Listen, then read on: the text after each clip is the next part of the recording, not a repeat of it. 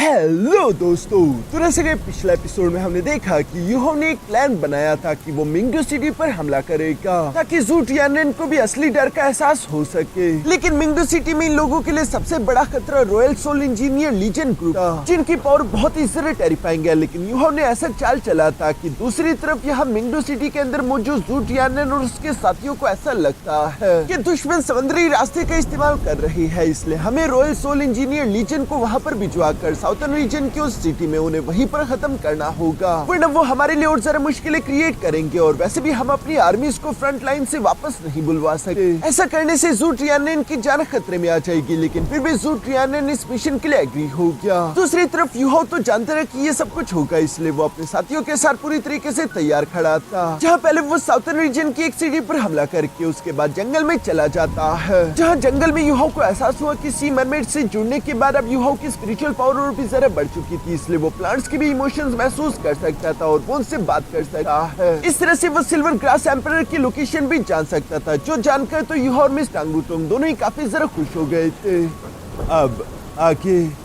तो next episode की शुरुआत यहाँ पर बिल्कुल उसी सीन से शुरू होती है, जहाँ पर यूहो और मिस टांगुटोंग अभी भी उस जंगल में मौजूद है और यूहो मिस टांगुटोंग को बताता है कि silver grass emperor sun moon territory में ही मौजूद है। जो सुनकर तो मिस टांगुटोंग काफी ज्यादा खुश हो गई थी और वो खुश होती हुई कहती है कि अगर हम ब्लू सिल्वर ग्रास एम्परर से मदद मांगकर उससे टीचर तांग्या की बॉडी से पोइजन रिमूव करवाने के लिए बोले तो ये बहुत ज्यादा अच्छा हो जाएगा। साथ ही साथ इससे मिस तांग्या की ब्लड लाइन अवेकनिंग भी हो जाएगी, यानी कि सिर्फ मिस तांग्या की जान ही नहीं बचेगी बल्कि साथ ही साथ उनका लेवल भी ब्रेक थ्रू हो जाएगा। इसलिए वो एक्साइटेड होते हुए यूहो से सवाल करते हुए पूछती है कि यूहो बताओ कि आखिर सिल्वर ग्रास एम्परर किस डायरेक्शन में है, जिस पर यूहो जवाब देते हुए कहता है कि ये तो मुझे इन प्लांट्स के साथ बात करके पता लगाना होगा। ये कहती यूहो ने एक बार फिर से अपने स्पिरिचुअल सेंस को चारों तरफ फैलाना शुरू कर दिया था और वो 50 किलोमीटर दूर तक अपने स्पिरिचुअल सेंस को फैला सकता है, जिसके रेंज में आने वाले सारे दरख्तों के साथ यूहो कनेक्ट होकर बात कर सकता था। और यूहो उनसे सवाल करते हुए पूछता है कि क्या तुम्हें से किसी ने भी ब्लू सिल्वर एम्परर ग्रास को देखा है या फिर उसकी लोकेशन मालूम है, जिस पर पास ही मौजूद एक फ्लाई ट्रैप वीनस प्लांट यहाँ आवाज देते हुए कहता है कि हाँ मुझे मालूम है। जो सुनकर तो यूहो और मिस टांगुटोंग दोनों ही काफी ज्यादा खुश हो गए थे और वो फौरन से उस फ्लाई ट्रैप वीनस प्लांट के पास आ गए, जो कि सिर्फ 10 साल पुराना वीनस फ्लाई ट्रैप प्लांट था। और वो यहाँ पर यूहो को बताता है कि यहाँ से साउथ वेस्ट की तरफ एक वैली है जहाँ पर मेरे पोलन ने एक बार ब्लू सिल्वर एम्परर ग्रास के प्रेजेंस को महसूस किया था। जो सुनकर तो यूहो खुश होते हुए मिस टांगुटोंग से कहता है कि हमारी किस्मत कितनी अच्छी है कि बिना सारा मेहनत करे ही हमें ब्लू सिल्वर एम्परर ग्रास की लोकेशन के बारे में मालूम हो गया। अब हम उससे अपने मैप पर मार्क कर देते हैं। एक बार जब ये मिशन कंप्लीट हो जाए तो हम उसे लेने के लिए वापस आएंगे, जिस पर मिस टांगुटोंग भी एग्री करती है। तभी अचानक हम देखते हैं कि उस फ्लाई ट्रैप वीनस प्लांट ने एक अजीब सी इविल एनर्जी महसूस की और वो डर के मारे घबराने लगा। जो देखकर तो यूहो भी फौरन से अपनी कंसीलमेंट पावर का इस्तेमाल करते हुए खुद को और मिस टांगुटोंग को इनविजिबल कर लेता है और इन्हें देखने को मिलता है कि आसमान में बहुत सारे high altitude soul detection tools और ऑसिलेटरी सोल गाइडेंस टूल्स बहुत बड़ी तादाद में इसी तरफ आ रही है, जिनके साथ royal soul engineer legion group भी मौजूद था और उन सबने ही ह्यूमनॉइड सोल गाइडेंस आर्मर पहने हुए थे, जो कि इन सब की पावर को ज्यादा टेरिफाइंग बना देती है। यूहो तो इसी रॉयल सोल इंजीनियर लीजन का इंतजार कर रहा था, जिसमें टोटल 300 मेंबर्स थे। ज्यादातर यहाँ पर सोल डुलू लेवल के कल्टिवेटर है, जिन्होंने रैंक 8 की ह्यूमनॉइड सोल गाइडेंस आर्मर पहने हुए थे और ये लोग फुल स्पीड से टियानहाई सिटी की तरफ बढ़ रही है। जो देखकर मिस टांगुटोंग यहाँ पर यूहो से कहती है कि अगर ये लोग टियानहाई सिटी से वापस मिंगडू सिटी की तरफ रवाना होंगे, रास्ते में अगर इन लोगों ने अपनी फुल रफ्तार का भी इस्तेमाल किया तब भी इन्हें वापस आने में 2 घंटे लग जाएंगे, यानी कि हम इस अपॉर्चुनिटी को जाया नहीं कर सकते। ये सुनते यूहो और मिस टांगुटोंग दोनों ही फौरन से मिंगडू सिटी की तरफ रवाना हो गए, जहाँ हवा में उड़ते हुए यूहो फौरन से अपनी आईसी वार गॉड आर्मर को एक्टिवेट कर लेता है। साथ ही सर वो कह रहा था कि 2 घंटे ये काफी रहेंगे। ज़ू टियानमेन तैयार हो जा, क्योंकि मैं तेरी मिंगडू सिटी को तबाह करने के लिए आ रहा हूँ। यहाँ यूहो की कुल आईसी वार गॉड आर्मर के ट्रांसफॉर्मेशन के बाद हम देखते हैं कि अचानक से यूहो और मिस टांगुटोंग की रफ्तार काफी ज्यादा तेज हो गई और सिर्फ कुछ ही मिनट्स के बाद आखिरकार हम देखते हैं कि यूहो यहाँ मिंगडू सिटी पहुंच चुका था, जहाँ वो एक ऊंची बिल्डिंग पर खड़े होते हुए कह रहा था कि 2 घंटों में मैं इस मिंगडू सिटी में आग का समंदर लेकर आने वाला हूँ। ये सब कहते हुए यूहो मिंगडू सिटी की तरफ देख रहा था। साथ ही साथ वो याद करता है कि यहाँ आने से पहले जब यूहो ने अपने दोस्तों के साथ मिलकर प्लानिंग की थी और उससे जब अपने साथियों को बताया कि कैसे मैं मिंगडू सिटी में आग की बारिश करने वाला हूँ, तुम लोगों के पास सिर्फ 10 मिनट है, 10 मिनट के अंदर तैयार हो जाओ। ये सुनकर हम देखते हैं कि वहीं पर मौजूद मिस नैनक्यू यूहो से कहती है कि यूहो तुम्हें नहीं लगता कि ये थोड़ा ज्यादा हो जाएगा? इस अटैक से बहुत सारे सिविलियंस को भी नुकसान हो सकता है, जिस पर यूहो जवाब देते हुए कहता है कि जंग कोई बच्चों का खेल नहीं। जब पूरा सन मून एम्पायर दूसरे एम्पायर्स पर हमला करते उन्हें आग की लपटों में जला रहा था, तो क्या उन्हें कभी इस बात का एहसास नहीं हुआ कि कभी दुश्मन भी पलटकर उनके घर को भी जलाकर राख कर सकता है। आज वही दिन है। मैं चाहता हूँ कि उन्हें भी एहसास हो कि जंग में जब उनकी अपनी फैमिलीज धकेली जाती है, जब वो खुद जंग के हालात में फंस जाते हैं,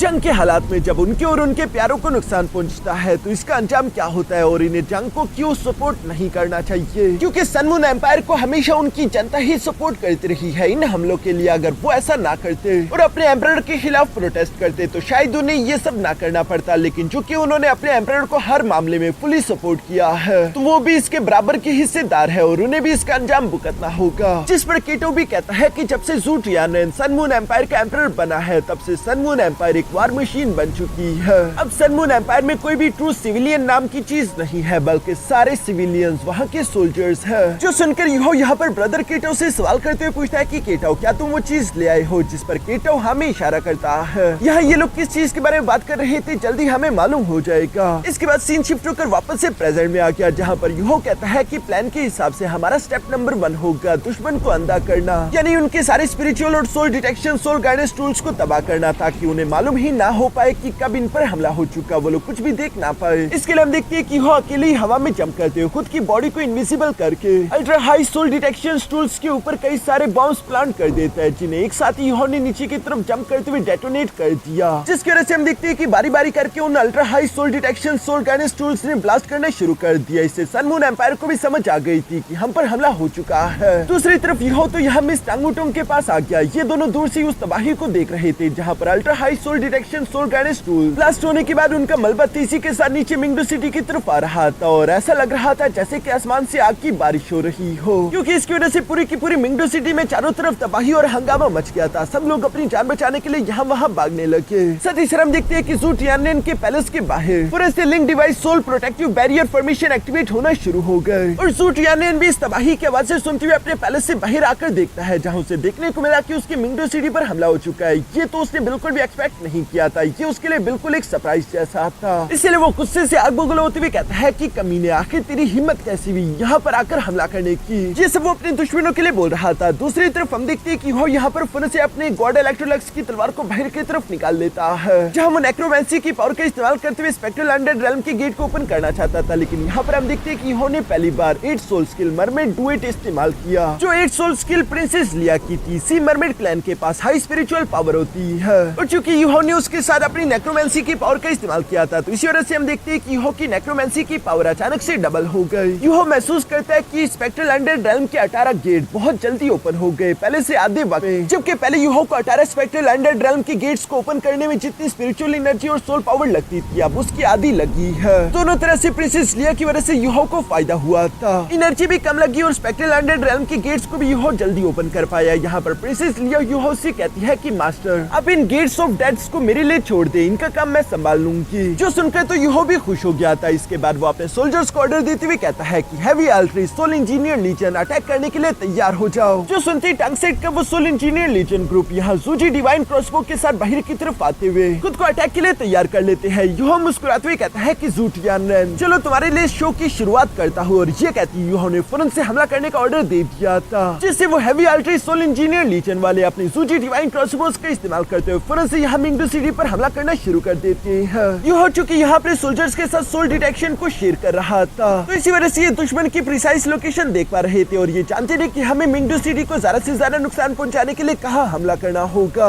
इसी तरह यूहो अपने सेकंड सोल इंजीनियर लीजन को भी हमला करने का ऑर्डर दे देता है। चारों तरफ मिंगडो सिटी में तबाही मची हुई थी, आसमान से आग की बारिश हो रही है। यहाँ पर ज़ू टियानरेन को कुछ सोल्जर्स मिलकर सेफ लोकेशन पर लेकर जाने की कोशिश कर रहे थे और इसी दौरान एक सोल्जर चिल्लाते हुए कहता है कि इंपीरियल पैलेस की लिंक डिफेंसिव शील्ड की पावर को थोड़ा और ज्यादा इंक्रीज कर दो। जो सुनकर तैनात सोल्जर बिल्कुल ऐसे करते हैं। दूसरी तरफ यूहो भी ये देख रहा था, इसलिए वो केटाओ से एक चीज मांगता है। ये वही लेवल 9 का सोल गाइडेंस टूल है जिसके बारे में यूहो ने केटाओ से कहा था कि क्या तुम लेकर आए हो, और केटाओ ने हमें जवाब दिया था। इसे लेकर यूहो फौरन से हवा में जंप करते हुए यह इंपीरियल पैलेस की तरफ बढ़ने लगा, जहाँ पर ज़ू टियानरेन अपने सोल्जर्स के साथ अपनी जान बचाकर भाग रहा था। तभी उसकी नजर भी यूहो पर पड़ जाती है, जो कि यूहो तेजी से इनकी इंपीरियल पैलेस की तरफ आ रहा है। इसलिए वो थोड़ा सा परेशान हो गया। दूसरी तरफ कीटो खुश होते हुए कह रहा था कि यूहो जिस टूल का इस्तेमाल करने वाला है वो हमारे टंग सेट की सबसे बड़ी अचीवमेंट है। यहाँ पर हमें जानने को मिलता है कि ये एक लेवल 9 का सोल गाइडेंस टूल है जो कि प्रोटेक्शन बैरियर को पेनिट्रेट करने का काम करता है और इसका नाम है टाइहा। दूसरी तरफ हम देखते हैं कि यूहो भी टाइहा का इस्तेमाल करते हुए ज़ू टियानन को निशाने पर ले लेता है और वो कहता है कि टाइहा के हमले को झेलने के लिए तैयार हो जाओ। जो कहते यूहो ने फौरन से लेवल 9 के सोल गाइडेंस टूल टाइहा से इंपीरियल पैलेस की तरफ हमला कर दिया जहाँ उसके सामने प्रोटेक्टिव बैरियर भी मौजूद था। लेकिन फिर भी हम देखते हैं कि टाइहा जैसे ही उस सोल बैरियर से टकराया वहाँ पर एक बहुत ही खतरनाक एनर्जी वेव अनलीश होती है जिसे देखकर तो ज़ू टियानन ने भी फौरन से अपने लेवल 9 की humanoid defensive soul guidance armour को एक्टिवेट कर लिया ताकि वो उस वेव की इफेक्ट को बर्दाश्त कर पाए। पर जैसे ही वो वेव यहाँ ज़ू टियानन की बॉडी से टकराती है वो उड़ते हुए पीछे की तरफ दीवार से जा लगा जहाँ वो खून की उल्टियाँ कर रहा था पर वो अभी भी सही सलामत है। इसलिए वो फौरन से खड़े होते हुए ऊंची आवाज में ऑर्डर देते हुए कहता है कि जल्दी से शील्ड की पावर को मैक्सिमम लेवल तक पहुंचा दो।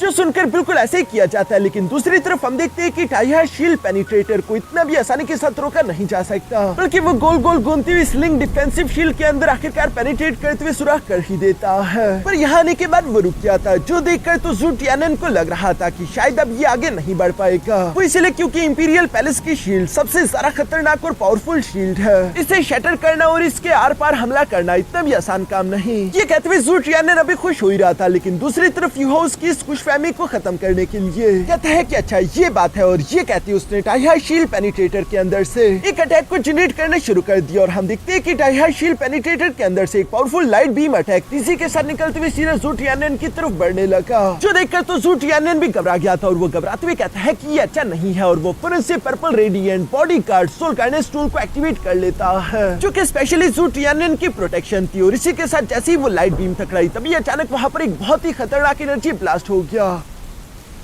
जिस ब्लास्ट के इफेक्ट खत्म होने के बाद हम देखते हैं कि ज़ू टियानन जख्मी हालत में जमीन पर पड़ा हुआ था। उसके नाक मुंह हर तरफ से खून बह रहा है जो कि यूहो का प्लान था। उसने ज़ू टियानन को सबक सिखा दिया है लेकिन अब यूहो जानता रहा कि royal soul engineer legion group वापस आता ही होगा इसलिए हमें जल्द से जल्द रिट्रीट करना होगा। यूहो भी तेजी से वापस अपने साथियों की तरफ आ रहा था जहाँ पर हम देखते हैं कि प्रिंसेस लिया स्पेक्ट्रल अंडर रेल्म के गेट्स को मेंटेन करके रखी हुई थी जिसका इस्तेमाल करते हुए टंग सेट और शेक एकेडमी के सोल्जर फौरन से स्पेक्ट्रल अंडर रेल्म के अंदर जाने लगे जो करने में उन्हें थोड़ा सा वक्त चाहिए था। पर दूसरी तरफ यूहो ने जब अपनी पर्पल एक्सट्रीम डीमन आइस का इस्तेमाल किया तो उसे देखने को मिला कि 3 बहुत ही पावरफुल कल्टिवेटर पहले इन लोगों तक पहुंचने वाले हैं जिनमें से एक तो मास्टर यी यूलिन था जिसे स्टारी स्काई डोलो के नाम से भी जाना जाता है और बाकी के 2 लेवल 9 के सोल इंजीनियर्स थे और ये तीनों ही बहुत ज्यादा खतरनाक है। मास्टर यी यूलिन ने तो आते साथ ही फौरन अपने sun moon divine god needle को बाहर की तरफ निकाल लिया जो कि एक लेवल 9 का सोल गाइडेंस टूल है और उसका अटैक बहुत ही टेरिफाइंग होगा। इसलिए यूहो फौरन कीटो को आवाज लगाते हुए कहता है कि जल्दी से लिंक डिफेंसिव शील्ड को इमीडिएटली एक्टिवेट करो। जो सुनकर कीटो बिल्कुल ऐसे ही करता है। उसने फौरन से लिंक डिफेंसिव शील्ड एक्टिवेट कर दी थी जो कि किसी टावर की तरह दिखाई दे रही है और ये लिंक डिफेंसिव शील्ड बहुत ही पावरफुल थी। लेकिन दूसरी तरफ हम देखते हैं कि जैसे ही sun moon divine god needle का अटैक उस शील्ड से जाकर टकराने लगा तो शील्ड की सोल पावर बहुत ही ज्यादा तेजी के साथ कम हो रही थी। कीटो कहता है कि सिर्फ एक ही झटके में sun moon divine god needle attack ने हमारी जितनी भी सोल पावर बॉटल्स थी उन्हें पूरी तरीके से एग्जॉस्ट कर दिया। बाकी में ये बहुत ही पावरफुल सोल गाइडेंस टूल है, हम इसके दूसरे अटैक के लिए तैयार नहीं। पर यूहो जानते रहे कि अभी भी उसके साथियों को कुछ समय चाहिए इसलिए यूहो कहता है कि चलो ये तो अच्छा ही हो गया,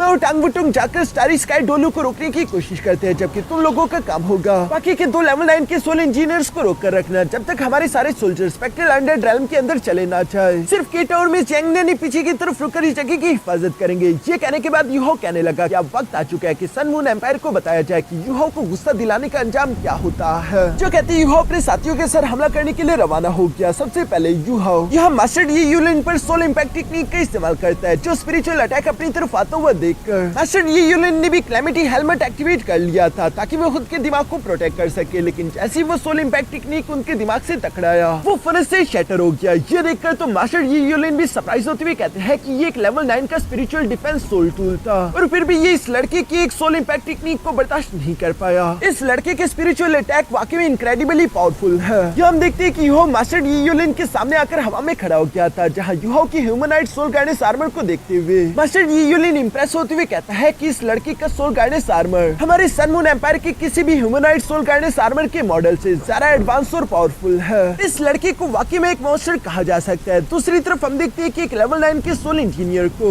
यहाँ ज़्याओज़ियो, मिस्टर बेबी और फेंग जुई चेन ने घेर लिया था और ये तीनों एक साथ उस लेवल 9 के सोल इंजीनियर पर हमला करने लगे। और लेवल 9 का वो सोल इंजीनियर अपनी ह्यूमनाइट सोल गार्डेंस आर्मर के साथ काफी ज्यादा पावरफुल था, इसलिए वो अकेले इन तीनों के सामने टिक पा रहा था। दूसरी तरफ हम देखते हैं कि मास्टर यी यूलिन भी यहाँ पर यूहो पर हमला करना शुरू कर देता है, लेकिन यूहो उसके अटैक्स को बहुत ही आसानी से डॉज कर रहा था, जो देखकर मास्टर यी यूलिन अपने साथियों से कांटेक्ट करते हुए कहता है कि ये स्पिरिचुअल टाइप सोल मास्टर बिल्कुल भी कमजोर नहीं, इसलिए हम इसे अंडर एस्टिमेट नहीं कर सकते। मैं इसे लेकर यहाँ से थोड़ा दूर जा रहा हूँ ताकि तुम दोनों को नीचे की तरफ मौजूद उस लाइट टावर बैरियर के पास जाने का मौका मिल सके और तुम लोग देख सको कि आखिर वहाँ पर अंदर क्या मौजूद है। जो कहती है मास्टर यी यूलिन यूहो से दूर जाने लगा, तभी अचानक यूहो के पीछे मिस टांगबुटुंग भी आ गई थी, जो कि कंट्रोलिंग क्रेन और कैप्चरिंग ड्रैगन टेक्निक एक्टिवेट करके यूहो को सपोर्ट कर रही थी। दूसरी तरफ हम देखते हैं कि लेवल 9 के वो दोनों सोल इंजीनियर्स अपनी पूरी कोशिश कर रहे थे कि वो लाइट टावर बैरियर के पास जाकर देख सके कि अंदर क्या चीज मौजूद है, लेकिन हम देखते हैं कि जैसे ही वो आगे की तरफ बढ़ने लगा, तभी अचानक ज़ू सेंशी यहाँ पर अपनी शील्ड का इस्तेमाल करते हुए उसका रास्ता ब्लॉक कर देता है, जिसे वो अपनी तलवार से हिट करते हुए रास्ते से हटने का बोल रहा था। लेकिन तभी मिस नैन को भी बाहर की तरफ आते हुए पावरफुल किक करके उस लेवल 9 के सोल इंजीनियर को पीछे की तरफ धकेल देती है, जिस पर तो उस लेवल 9 के सोल इंजीनियर मास्टर को भी गुस्सा आ गया था और वो फौरन से sky shivering blade slash technique activate करके ज़ू सेंशी और मिस नैन के ऊपर हमला कर देता है, जिन दोनों के पास तो बचने का समय नहीं था। पर तभी अचानक साइड से एक स्लैश अटैक आते हुए उन सारे sky shivering blade slash attacks को कैंसिल आउट कर देता है और हमें देखने को मिला कि अटैक किसी और ने नहीं बल्कि मिस यी गुई ने किया था, जो कि एक और एंजल फियर्स ब्लेड टेक्निक का इस्तेमाल करते हुए फौरन से उस लेवल 9 के सोल इंजीनियर मास्टर पर अटैक्स करना शुरू कर देती है और उस लेवल 9 के सोल इंजीनियर को मजबूरन पीछे की तरफ हटना पड़ा। साथ ही सर वो कह रहा था कि मैं ये तो समझ चुका हूँ कि उस लाइट टावर बैरियर के अंदर बहुत सारे लोग मौजूद है, लेकिन आखिर वो अंदर कर क्या रहे ये मैं नहीं समझ पा रहा, क्योंकि ये तीनों मुझे पास जाने ही नहीं दे रहे। ये सारी बातें असल में वो मास्टर यी यूलिन को बता रहा था, जिस पर दूसरी तरफ मास्टर यी यूलिन जो कि यूहो और मिस टांगबुटुंग के साथ फाइट कर रहा है, वो यहाँ उसे जवाब देते हुए कहता है कि इस जगह के कोऑर्डिनेट्स मिंगडू सिटी भिजवा दो और उन्हें ऑर्डर दो कि इस जगह पर हमला करके इस जगह को डिस्ट्रॉय करे। यूहो भी दूसरी तरफ इस खेल में कच्चा नहीं, बल्कि हम देखते हैं कि उसने एक गाइडेड मिसाइल फौरन से इंपीरियल पैलेस की तरफ रवाना करवा दिया था, जिसे देखकर तो मास्टर यी यूलिन भी परेशान होते हुए कहता है कि आखिर ये क्या है। ये गाइडेड मिसाइल अटैक सीधा इंपीरियल पैलेस की तरफ जा रहा है, इसलिए वो फौरन से मिंगडू सिटी के कोर कमांड्स में ऑर्डर्स भिजवाते उस अटैक को ब्लॉक करने का ऑर्डर देता है। दूसरी तरफ सीन शिफ्ट होकर वापस से उसी लेवल 9 के सोल इंजीनियर पर आ जाता है, जिसका नाम था एल्डर यांग, जिसके पीछे ज़ू सेंशी, मिस नैनकी और मिस यी गुई पड़े हुए थे। यहाँ पर एल्डर यांग कह रहा था कि सबसे पहले तो मुझे इन तीनों से अपना पीछे छुड़वाना होगा और इसी के लिए हम देखते हैं कि वो फौरन से heaven's punishment cluster cannon activate कर लेता है, जिस टेक्निक में उसने हवा में सोल गाइडेंस कैनन का एक बहुत बड़ा क्लस्टर समन कर लिया था और वो एक साथ ही इसका इस्तेमाल करते हुए ज़ू सेंशी, मिस नैनकी और यी गुई पर हमला कर देता है। जिन सब अटैक्स को वो लोग तेजी के साथ मूव करते हुए डॉज कर रहे थे। सीन शिफ्ट होकर दूसरी तरफ यहाँ मिस्टर बेबी, मिस ज़्याओज़ियो और ब्रदर फेंग जुई चेन पर आ जाता है, जो कि अभी भी उस पहले लेवल 9 के सोल इंजीनियर के साथ फाइट कर रहे थे। वो अपने हैमर का इस्तेमाल कर रहा था, लेकिन चूंकि मिस्टर बेबी और फेंग जुई चेन बहुत ज्यादा पावरफुल है, तो इसलिए वो इस लेवल 9 के सोल इंजीनियर मास्टर को ज्यादा हिलने डुलने नहीं दे रहे थे और वो अपनी ही जगह पर फंसा हुआ था, जो कि यूहो के लिए अच्छी बात है। वो बिना किसी टेंशन के मास्टर यी यूलिन के साथ फाइट कर सकता था और इसी दौरान हम देखते हैं कि तभी अचानक यूहो ने आइस मीटियोर टेक्निक एक्टिवेट करना शुरू कर दी, जिसे देखकर दूसरी तरफ मास्टर यी यूलिन हंसते हुए कहता है कि लड़के, कहीं तुम्हें ऐसा तो नहीं लगता कि मैं sun moon divine god needle के सेकंड अटैक को दोबारा से जल्दी जनरेट नहीं कर सकता? तो ये तुम्हारी गलतफहमी है। जो कहती है एक बार फिर से मास्टर यी यूलिन ने sun moon divine god needle के अटैक को चार्ज करना शुरू कर दिया। साथ ही साथ वो यूहो से कह रहा था कि चलो देखते हैं कि मेरे sun moon divine god needle का अटैक ज्यादा पावरफुल है या फिर तुम्हारी ये शील्ड ज्यादा पावरफुल होगी। यूहो उसकी बातें सुनते हुए अभी भी अपने आइस मेटियोर को तैयार कर रहा था। सीन शिफ्ट होकर दूसरी तरफ यहाँ एल्डर यांग पर आ जाता है, जहाँ वो कह रहा था कि मैं भी देखता हूँ कि कितनी देर तक तुम लोगों की ये टावर शील्ड टिक सकती है। जो बोलती है उसने एक जायंट सोल गार्ड ने साल्ट्री शेल कैनन बाहर निकाल लिया था और वो उसके अटैक को रेडी करने लगा।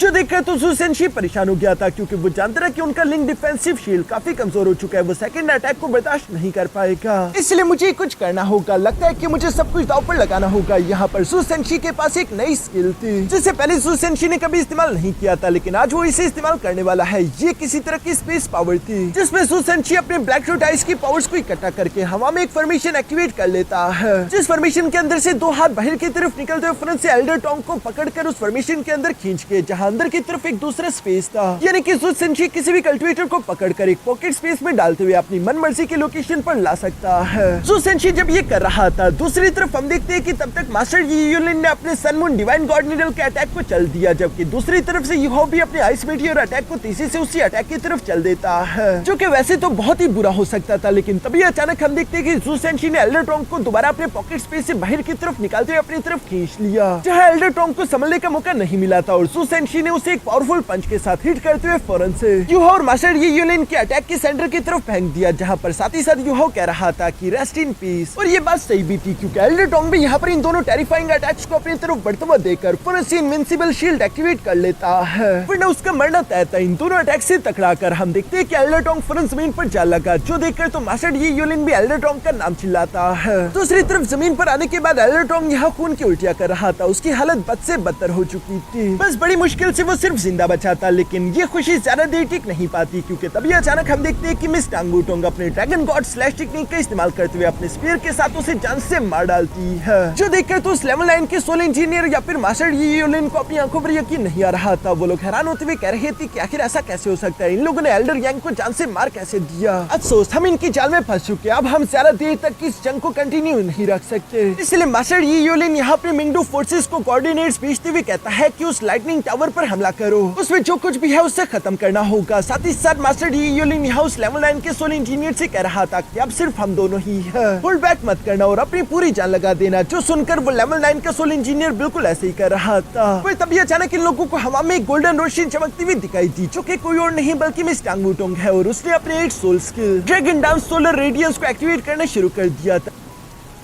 जिसकी वजह से मिस टांग वुटोंग की बॉडी ट्रांसफॉर्म हो रही थी, उसकी पूरी बॉडी ही गोल्डन कलर की चमक रही थी, जो देखकर तो मास्टर यी यूलिन कह रहा था कि इसका कोई फायदा नहीं होने वाला, चाहे तुम लोग कितना भी चटपटा क्यों ना लो, ये बेफजूल की कोशिशें हैं। जो सुनकर वहीं पर मौजूद यूहो, जो कि उनके करीब पहुंच चुका था, वो जवाब देते हुए कहता है कि अच्छा ऐसी बात है। ये कहती यूहो ने फिर से अपने मॉर्निंग ड्यू डैगर को बाहर की तरफ निकाल लिया, साथ ही साथ यूहो ने हवा में आइस एंड स्नो गॉडेस की पावर का इस्तेमाल करते हुए 2 टोर्नेडोस भी क्रिएट कर दिए थे, जो कि जमीन पर मौजूद उस लेवल 9 के सोल इंजीनियर मास्टर को अपनी जगह से हिलने नहीं दे रहे। साथ ही साथ यूहो ने मास्टर यी यूलिन को मारने के लिए फिर से अपने मॉर्निंग ड्यू डैगर का इस्तेमाल करते हुए पावरफुल स्लैश अटैक उन पर चल दिया, जिस स्लैश अटैक को अपनी तरफ आते हुए देखकर मास्टर यी यूलिन फौरन अपनी बॉडी के आसपास इनविंसिबल शील्ड एक्टिवेट कर लेते हैं, लेकिन हम देखते हैं कि इसका कोई फायदा नहीं हुआ, क्योंकि वो स्लैश अटैक आसानी के साथ इनविंसिबल शील्ड को चकनाचूर कर देता है। साथ ही साथ हम देखते हैं कि मास्टर यी यूलिन उस अटैक से हिट होकर फौरन जमीन पर जा लगे, वो खून की उल्टियां कर रहे थे, उनकी हालत बहुत ज्यादा खराब हो चुकी थी। हालांकि वो टाइटल डोलो लेवल मास्टर है और लेवल 9 के सोल इंजीनियर भी, उनका इतना नाम भी है, लेकिन फिर भी वो यहाँ पर धीरे धीरे खड़े होते हुए कह रहे थे कि ये लड़का तो एक डेविल है, हम इसका मुकाबला नहीं कर सकते, इसलिए यहाँ से भागने में ही भलाई है। जो कहती वो दुम दबाकर वहाँ से भागने लगा, जबकि ये बातें सुनकर वो दूसरे लेवल 9 का सोल इंजीनियर मास्टर भी फन से खुद को आजाद करके मास्टर यी यूलिन के पीछे रवाना हो जाता है। पर चूंकि इन लोगों ने पहले से यहाँ के कोऑर्डिनेट्स भेज दिए थे, तो इसलिए हम देखते हैं कि मिंगडू सिटी के फोर्सेस ने यहाँ पर हमला करना शुरू कर दिया था और एक काउंटर अटैक तेजी से इन्हीं की तरफ आ रहा है, जो सारे ऐसे अल्ट्री शेल थे जो की एनर्जी को महसूस करके उसी की तरफ बढ़ते हैं, यानी कि वो एनर्जी को फॉलो करते उन्हें डायरेक्शंस देने की जरूरत नहीं। तभी अचानक यूहो के बाकी के साथी भी यहाँ यूहो के पास आकर कहते हैं कि बुरी खबर है, अभी तक हैवी अल्ट्री और फोर्थ सोल इंजीनियर लीजन वाले अनडेड स्पेक्ट्रल रेल्म के अंदर नहीं पहुंचे, उन्हें थोड़ा और समय चाहिए, हमें उन्हें थोड़े और मिनट्स देने होंगे। जो सुनकर यूहो कहता है कि ठीक है, तांग सेक सोल इंजीनियर लीजन तैयार हो जाओ, अपने लिंक गाइडेंस कैनन्स को एक्टिवेट कर लो। जो सुनकर यूहो के सारे सोल्जर्स बिल्कुल ऐसे ही करते हैं। इसके बाद यूहो ने भी मिस टांग वुटोंग के साथ एक एनर्जी कैनन बाहर निकाल लिया था और वो अपने सोल्जर्स को ऑर्डर देते हुए कहता है कि मुझे तुम सब लोगों के लिंक गाइडेंस कैनन की एनर्जी चाहिए। जो सुनकर वो सारे के सारे सोल्जर्स भी बिल्कुल ऐसे ही करने लगे और हम देखते हैं कि यूहो और मिस टांग वुटोंग के हाथ में मौजूद जो एनर्जी कैनन था उसकी एनर्जी लगातार बढ़ती जा रही थी। यूहो देखते हैं कि मिंगडू सिटी के ऑटोमेटिक गाइडेंस शेल उनके काफी ज्यादा करीब आ चुके हैं, जबकि अभी भी उनके साथियों को थोड़ा वक्त चाहिए था,